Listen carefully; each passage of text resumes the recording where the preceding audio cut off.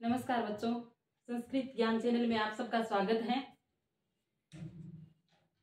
हमारी क्लासें first grade और सेकंड ग्रेड, थर्ड ग्रेड जिनकी संस्कृत है उन सब के लिए बहुत ही ज़्यादा इम्पोर्टेंट रहने वाली है। हम उन एक एक बिंदुओं को छूने की कोशिश कर रहे हैं जो जहाँ से क्वेश्चन बनते ही बनते हैं। तो आप हमारे साथ नोट्स बनाते हुए चलिए। हमारे एग्जाम से पहले हम संपूर्ण कोर्स कर लेंगे, या आप विश्वास कीजिए और पढ़ते रहिए। हम व्याकरण के त्रिमुनियों के बारे में विस्तार से पढ़ चुके हैं। आज हमारा संज्ञा प्रकरण स्टार्ट होगा। संज्ञा प्रकरण से पहले हम माहेश्वर सूत्रों का ज्ञान होना जरूरी है, क्योंकि माहेश्वर सूत्र से ही हम सारे वर्ण लेंगे, उन्हीं से हम प्रत्याहार बनाएंगे और उन्हीं से आगे चल के उन्हीं प्रत्याहारों के निर्माण से ही हमें संज्ञा के सारे सूत्र और संधि समास उपसर्ग वगैरह सारे जो प्रत्याहार से होते हैं सारे सूत्र उनको पढ़ेंगे। तो आज हमें माहेश्वर सूत्र पढ़ेंगे। किसे कहा गया है माहेश्वर सूत्र? माहेश्वर सूत्र माहेश्वर सूत्राणि, यानी महेश्वरेण प्राप्तानि महेश्वरात् आगतानि वा सूत्राणि माहेश्वर सूत्राणि, यानी जो महेश्वर से प्राप्त हुए हैं और माहेश्वर से आए हैं उन सूत्रों को हमें माहेश्वर सूत्र कहते हैं। महेश्वर प्लस अण प्रत्यय लगाने से बना है माहेश्वरम। और माहेश्वरम सूत्रों के अनेक उपनाम हैं। जैसे कि कौन कौन से नाम है? अर्थवेद, इनके माहेश्वर सूत्रों के उपनाम। अर्थवेद, वर्णवेद, शिव सूत्र जाल,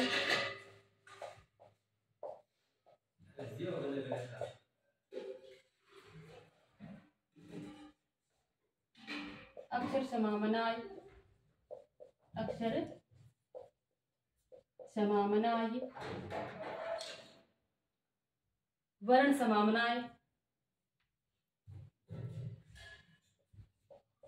वर्ण समामनाय,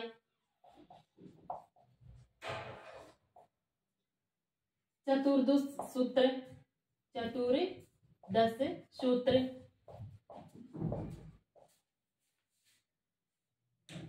और संस्कृत वर्णमाला सूत्र।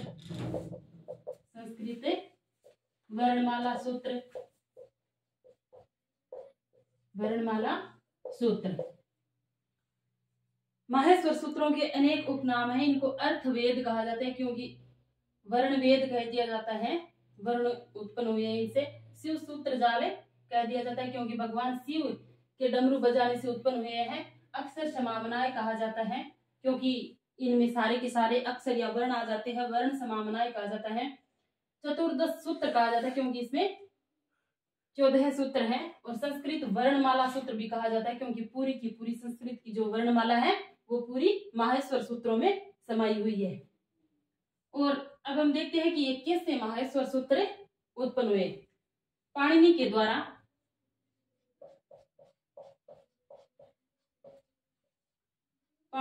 द्वारा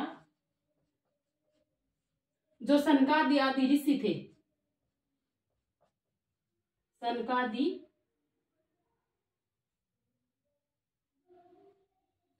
जो ऋषि थे उनके उद्धार के लिए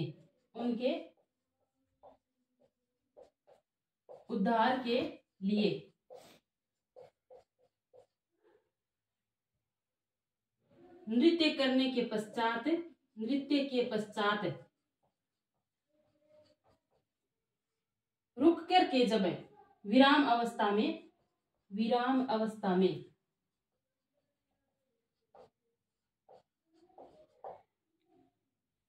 जब डमरू या ढक्का बजाया था तो उनसे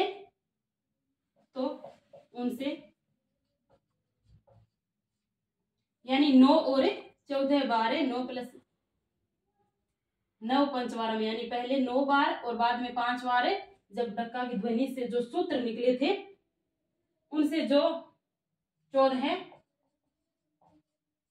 ध्वनियां निकली, ध्वनियां निकली, उन्हीं को पाणिनि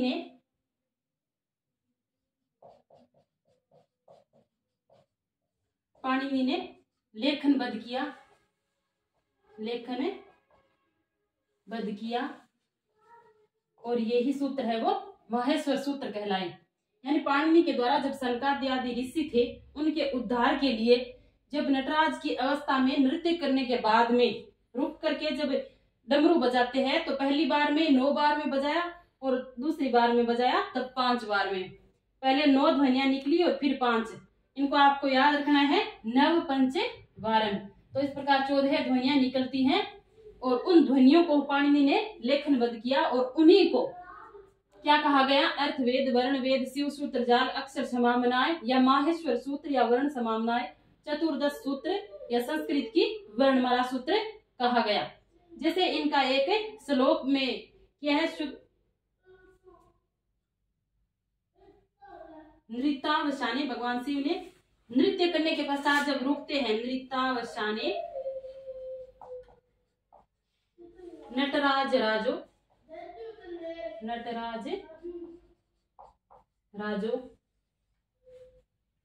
नन्नाद ढक्का में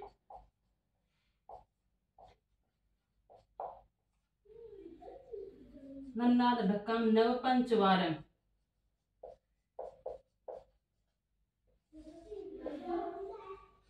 ऊर्धत्तु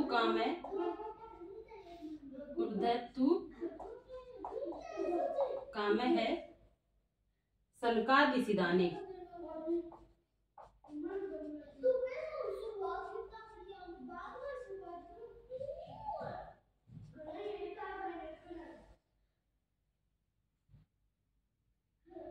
सिदाने एतद विमर्शे शिव सूत्र जालम।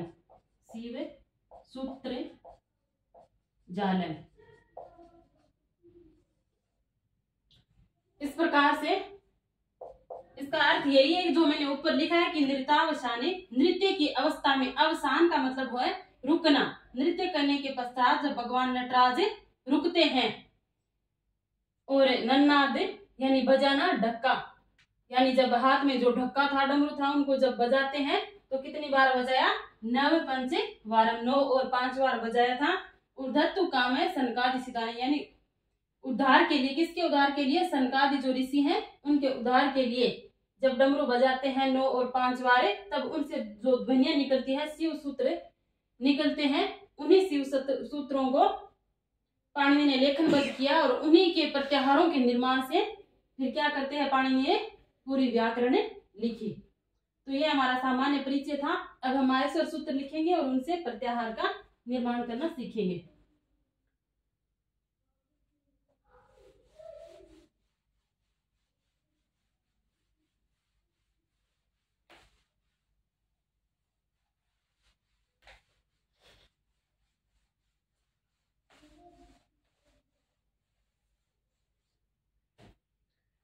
माहेश्वर सूत्र कितने हैं?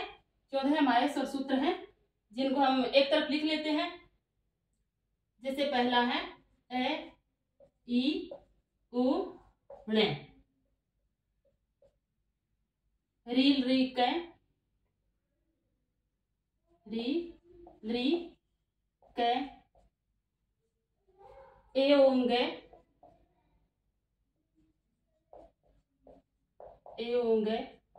ऐ औचे, ऐ औ चे, है वरटे, है ये व रे टे, लेने यमगणनम, ये मैं गए ने ने मैं,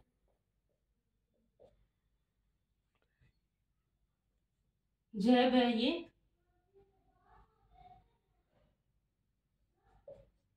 ज भ ये। घ ढ ध से घ ढ ध से। ज ब ग ड द से ज ब ग ड द से। ख प छ ठ थ ख फ छ ठ थ च ट त व।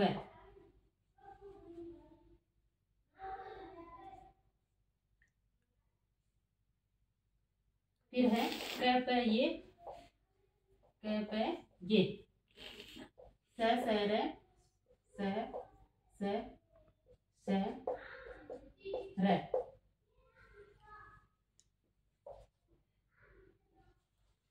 और हल। ये माहेश्वर सूत्र है हमारे 14 हैं।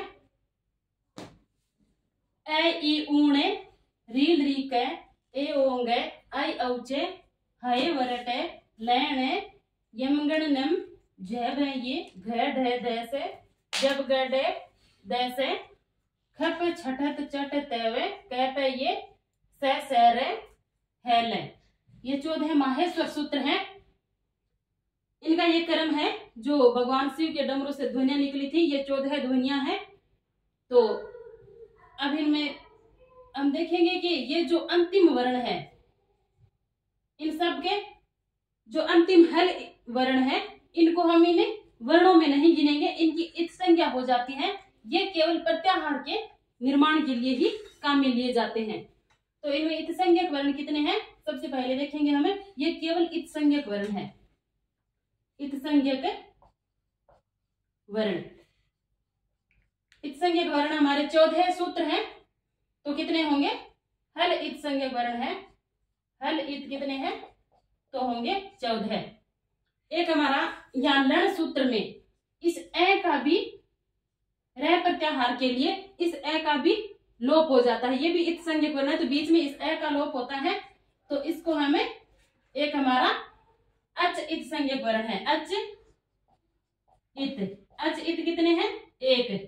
तो हमारे टोटल इत संज्ञक वर्ण कितने हुए? 15। अगर आपसे ये पूछते हैं कि हल इत संज्ञक वर्ण कितने हैं, तो हमारे 14 होंगे, और कुल इत संज्ञक वर्ण पूछे तब 15 होंगे, क्योंकि अच इत संज्ञक वर्ण हमारा कितना है? एक अच इत संज्ञक वर्ण है, जो बीच में हमारे यहाँ रह प्रत्याहार के लिए रह और ले इस प्रत्याहार में लिया जाता है। जो अंतिम वर्ण है हल इत संज्ञक वर्ण, इनको वर्णों में नहीं गिना जाता है। और ये हमारे इतने 15 इत संज्ञक वर्ण है। फिर क्या देखते हैं हम कि इनमें स्वरों का, वर्णों का किस प्रकार से विभाजन किया गया है। तो माहेश्वर सूत्रों में क्या किया गया कि जो इस प्रकार से वर्णों का विभाजन है, वर्णों का 2 प्रकार से विभाजन किया गया है। इधर हम व्यंजन वर्णों को ले लेते हैं और इधर स्वर वर्णों को ले लेते हैं। हमारे स्वर वर्ण है और इधर हल वर्ण या फिर व्यंजन वर्ण ले लो। व्यंजन वर्ण स्वर कह दो या फिर अच कह दो। तो स्वर में कितने सूत्रों में है? तो ए यूण रील रीके ए ओंगे आई औचे। इन 4 सूत्रों में, शुरू के जो 4 सूत्र हैं, 4 सूत्रों में हमारे 9 स्वर वर्ण है। 9 स्वर वर्ण है। इनको इत संज्ञक वर्णों को साथ में नहीं गिनना है। ए ई उ रील री ए ओ आई औ, केवल इन्हीं को लेना है। तो हमारे 9 स्वर वर्ण हो गए। इनको भी अंतिम इत संज्ञक वर्णों को छोड़ देना है। यहां से लेकर के जो प्रत्याहार बन रहा है वो ए से लेकर के यहाँ च तक है, इसीलिए हम स्वरों को अच कहते हैं। तो अच कितने हो गए? 9। अब यहाँ से है से लेंगे और यहाँ ल तक वर्ण लेंगे हम। किस प्रकार से इनका वर्णन है? तो पहले हम है से लेंगे, तो कौन कौन से वर्ण आ रहे हैं? पहले हमारे हल वर्णों में कौन से वर्ण आ रहे हैं? अंतस्थ वर्ण। अंतस्थ वर्ण यानी यण प्रत्याहार आ रहा है पहले। ये न, यण प्रत्याहार आ रहा है, अंतस्थ वर्ण आ रहे हैं ये व रे ल, ये व रे ल। पहले अंतस्थ वर्ण आ रहे हैं, उसके पश्चात हमारे वर्गों के 5वें वर्ण आ रहे हैं, 5वें वर्ण, फिर है 5वें वर्ण। फिर क्या आ रहा है, उसके पश्चात आ रहे हैं चौथे वर्ण, यानी फिर पहले 5वें वर्ण, फिर चौथे वर्ण, फिर तीसरे, फिर दूसरे और फिर पहले। इस प्रकार क्रम से हमारे जो उदित वर्ण है, वर्गीय व्यंजन है, वो 5 आ रहे हैं। उसके पश्चात क्या आ रहा है, स, ये क्रम वाइज है। फिर ऊष्म वर्ण आ रहे हैं स और र। फिर इस प्रकार से व्यंजन वर्णों का क्रम है वो माहेश्वर सूत्रों के अनुसार रहेगा। सबसे पहले माहेश्वर सूत्रों में अंतस्थ वर्ण आते हैं ये व रे ल, इनका क्रम ये रे ल नहीं रहेगा, ये व रे ल इस प्रकार रहेगा। फिर माहेश्वर सूत्रों के अनुसार सबसे पहले वर्ग का 5वां वर्ण आएगा, उसके पश्चात चौथा वर्ण आएगा, फिर तीसरा वर्ण, फिर दूसरा और फिर पहला, और उसके पश्चात स र। इस प्रकार से हमारे हल वर्ण है वो कितने हैं, कितने सूत्रों में है, 10 सूत्रों में, 10 सूत्रों में 33 हल वर्ण है। आप गिन लीजिएगा, 33 ही होगा, एक यहाँ है 2 बार आए हैं। आप लिख लेना कि जो हमारा है वर्ण है उसका 2 बार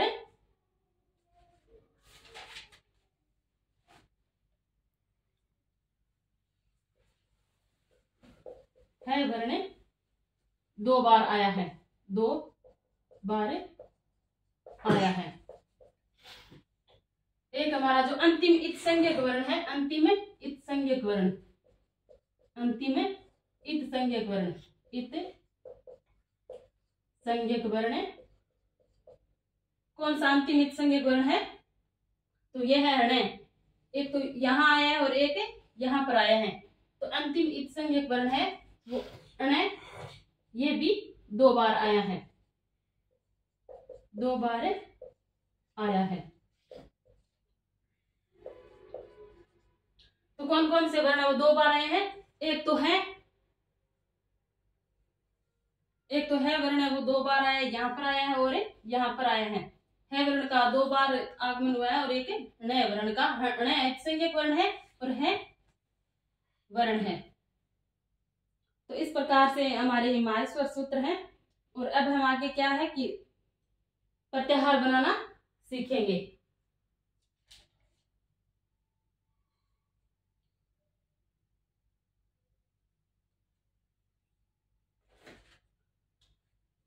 तो एक बार ये भी देख लीजिए कि माहेश्वर सूत्रों के अनुसार स्वर कितने हैं, 9।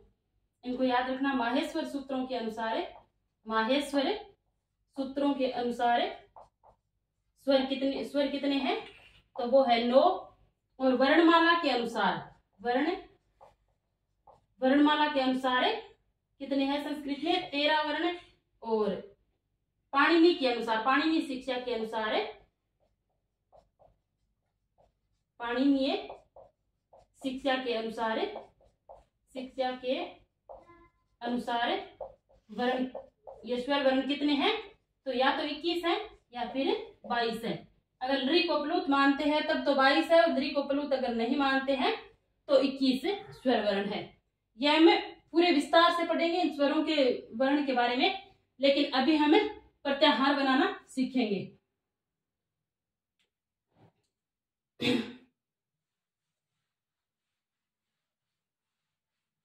तो हम इन्हीं से प्रत्याहार बनाएंगे माहेश्वर सूत्रों से।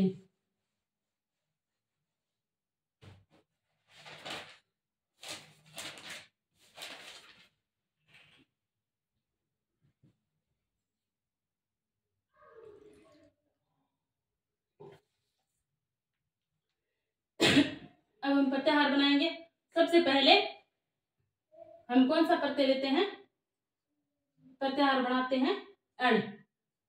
जैसे प्रत्याहार बनाने के लिए हम शुरू के आदेश जो वर्ण है उनको चयन करेंगे और अंतिम वर्ण तक लेकर जाएंगे। अंतिम वर्ण का हमें ग्रहण नहीं करना है, हम शुरू से लेकर के जो शुरू वाला वर्ण लिख रहे हैं वहां से लेकर के अंतिम जो इत्संज्ञक वर्ण है वहां तक चलेंगे और वहां तक के वर्णों को हमें लिखेंगे और उनको शॉर्ट फॉर्म में ही हमें प्रत्याहार कहते हैं और उन्हीं को लिखते हैं। जैसे अण प्रत्याहार लिख दिया हमने तो हमें क्या समझना चाहिए, अण प्रत्याहार में क्या क्या शब्द आएंगे, ऐसे लेंगे हम। एक हमारा ए ले लिया, फिर ए ई उ, ए ई उ। इस प्रकार से हमारे अण प्रत्याहार में कौन कौन से वर्ण आएंगे, ए ई उ। उसी प्रकार आगे के प्रत्याहार बनाएंगे। जैसे हमें अक प्रत्याहार लेते हैं, यहाँ पर अक लेते हैं तो अक में हम कौन कौन से वर्ण देंगे, ए से लेकर के हम क तक चलेंगे। जैसे ए ई उ, जैसे ए ई उ री ली। कै को हम कै यहाँ लिखा है लेकिन अंतिम इत्संज्ञक वर्ण होने के कारण हम इनको यहाँ पर नहीं लिखेंगे। हमें बस ये ध्यान रखना है कि अक अगर प्रत्याहार बोल दिया तो अक प्रत्याहार में कौन कौन से वर्ण आएंगे, तो ए ई उ री ली कै तक चलेंगे लेकिन कै को यहाँ पर लिखेंगे नहीं, कै पर इसमें नहीं आएगा। फिर जैसे कि हम लेते हैं इक प्रत्याहार, शुरू में हमें कोई सा भी बीच में से भी वर्ण उठा सकते हैं लेकिन आगे के हलंत वर्ण को ही लेना है। इक प्रत्याहार में कौन कौन से वर्ण आएंगे, ई से लेकर के हमें कै तक चलेंगे, ई उ री ली कै। कै को नहीं लिखेंगे तो ये यहाँ चार वर्ण इक प्रत्याहार में आएंगे। जैसे हम उक प्रत्याहार लेते हैं तो इसमें कौन कौन से वर्ण आएंगे, उ री ली। इस प्रकार हमें प्रत्याहार बनाएंगे। जैसे हमें पूछ लिया एंग प्रत्याहार, जैसे एंग प्रत्याहार तो एंग में कौन कौन से वर्ण आएंगे, ए से लेकर के हमें ग तक चलेंगे, ए ओ ग। ग को नहीं लिखेंगे, ए और ओ ये दो वर्ण आएंगे। जैसे हमें पूछ लिया एच प्रत्याहार, एच प्रत्याहार में कौन कौन से आएंगे, तो ए ओ आई औ, ये चारों वर्ण हैं वो एच प्रत्याहार में आएंगे। जैसे हमसे पूछ लिया हल प्रत्याहार तो हमें है से चलेंगे और ल तक जाएंगे। तो है यहाँ पर है तो है लिखेंगे, इसमें पूरे के पूरे व्यंजन वर्ण आ जाएंगे। जैसे है ये व र ले, ये व र ले। फिर ट नहीं लिखना है क्योंकि ट है ये हलंत वर्ण है, इसको नहीं, हलंत वर्ण को इत्संज्ञक वर्ण उनको नहीं लिखेंगे, हम केवल ये वर्ण लिखेंगे। ल बात फिर लिखेंगे ये मैं ग न मैं को नहीं लिखेंगे, फिर हमें लिखेंगे झ भ, ये को छोड़ देंगे, फिर लिखेंगे घ ध ध, श को छोड़ देंगे, फिर लिखेंगे ज ब ग ड द, फिर ख फ छ ठ थ च ट त, व को छोड़ देंगे, है वह इत्संज्ञक वर्ण है। फिर लिखेंगे हम क फ, फिर लिखेंगे स और है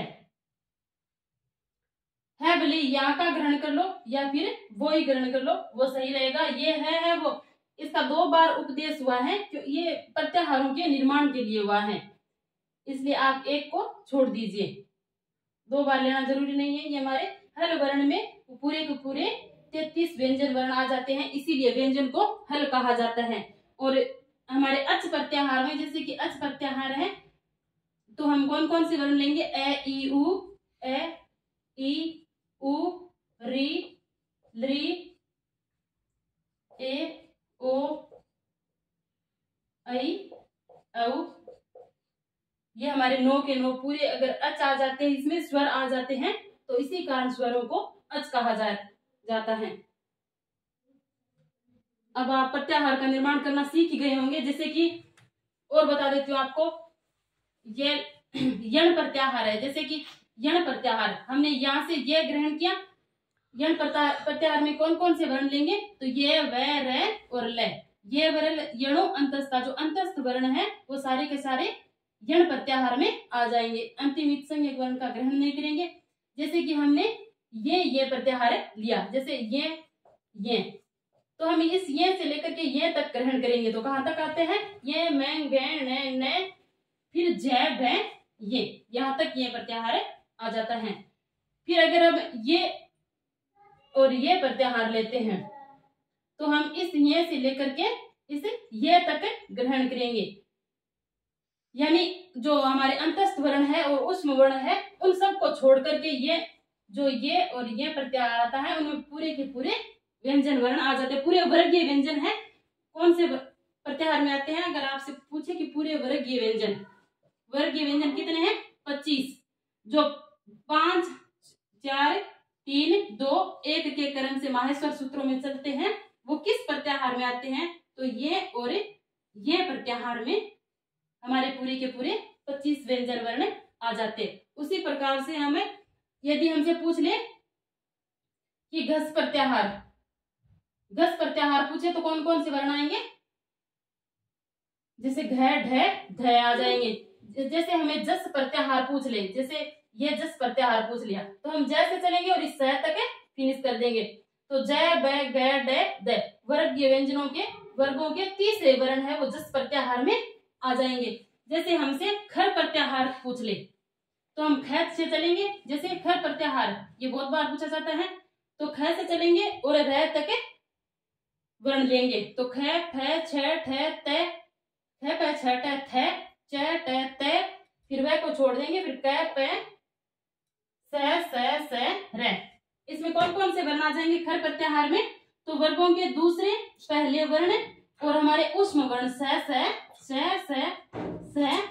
र। इस प्रकार से हमें खर प्रत्याहार में वर्ण ले लेंगे। फिर अगर हमसे पूछते हैं कि उष्म वर्णों के लिए कौन सा प्रत्याहार है तो हमें इस स से लेंगे और ल तक खत्म कर देंगे। जैसे सल प्रत्याहार पूछ लिया हमें, सल प्रत्याहार, चलो उष्माणयन जानते हैं सबकी, स से ल तक जो वर्ण आते हैं वो हमारे उष्म वर्ण है तो उस स से ग्रहण करेंगे और स, र को छोड़ देंगे जो अंतिम इत्संज्ञक वर्ण है। फिर हमें ह ले लेंगे, स, है, ये अंतिम इत्संज्ञक वर्ण है। ये यहाँ तक लिया और उसमें सारे के सारे उष्म वर्ण आ गए। जो हमारा प्रत्याहार कौन सा है? सल प्रत्याहार। पूरे वर्गीय व्यंजनों के लिए ये प्रत्याहार है। खर प्रत्याहार में हमारे वर्गों के पहले, दूसरे और स आते हैं और वर्गों के चौथे वर्ण के लिए भस प्रत्याहार यानी झस प्रत्याहार आता है। चौथे वर्णों के लिए जस प्रत्याहार, इसमें वर्ग के चौथे वर्ण आ जाते हैं और जस प्रत्याहार में वर्ग के तीसरे वर्ण आ जाते हैं और खर प्रत्याहार में ये सारे वर्ण आ जाते हैं। वर्गों के दूसरे वर्णों के लिए अलग से प्रत्याहार नहीं है, खर प्रत्याहार में ही आते हैं ये सारे। और फिर जैसे कि पांचवें वर्ण के लिए हम लेंगे तो ये मैं, यम प्रत्याहार में कौन से वर्ण आएंगे? तो वर्गों के पांचवें वर्ण। इस प्रकार से हमने आज माहेश्वर सूत्र सीखे और उनसे प्रत्याहार का निर्माण करना सीखा। आपको सबसे पहले माहेश्वर सूत्रों को याद करना है, कंठस्थ करना है, उसके पश्चात आप प्रत्याहार निर्माण करना, प्रत्याहार बनाने की प्रैक्टिस करेंगे। बार बार प्रैक्टिस करेंगे तो हमारे लिए संधि को पढ़ना आसान हो जाएगा। और कल हमें आगे के जो स्वर व्यंजन वर्णों का विभाजन है उसके बारे में विस्तार से पढ़ेंगे। आज के लिए बस इतना ही। आप सबको बहुत बहुत धन्यवाद। और अगर आपको क्लास पसंद आती है तो इसको लाइक, शेयर, सब्सक्राइब कीजिए ताकि हमारा भी हौसला बढ़े और मैं आपके लिए अच्छा कंटेंट लेकर आऊंगी। अब मैं विराम लेती हूँ और बहुत बहुत धन्यवाद सबका।